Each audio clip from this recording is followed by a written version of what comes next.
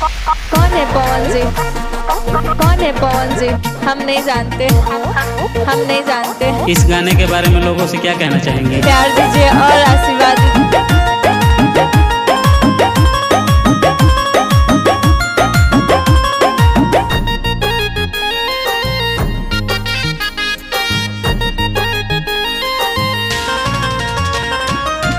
चर्चा में आवे खाती कोई काम हो, दुनिया जनेला सब पवन सिंह नाम हो। सुना, चर्चा में आवे खाती कोई काम हो, दुनिया जनेला सब पवन सिंह नाम हो।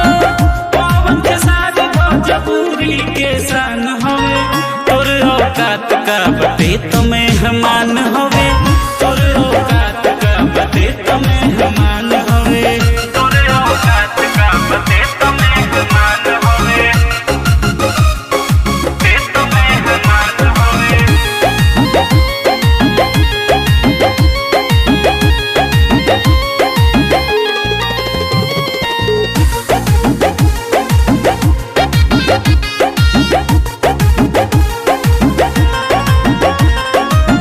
झरी जैना सजवन बड़ुए कपार के, कहतर जानत नहीं खी पावर स्टार के,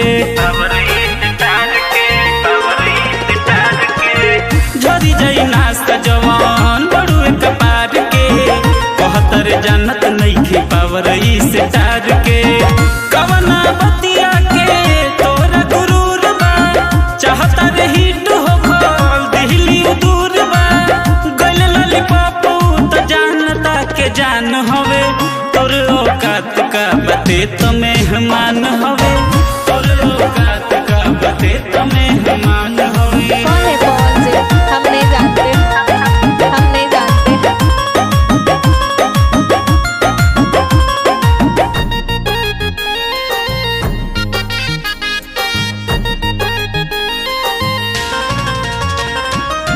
पवन के गाना पर रील बना के, भैया खेसारी के टैटू बनवा के, भैया खेसारी के टैटू बनवा के। पवन के गाना पर रील बना के, भैया खेसारी के टैटू बनवा के। कैलू कर नाम तू गजब कमाल के, तू तो माल हो सोमे नेपाल के। भोजपुरी भाषा पर सबके गुमान होवे, तोर औकात का बते तो मेहमान होवे, तोर औकात का बते तो मेहमान होवे। अरे चल जो वापस नेपाल।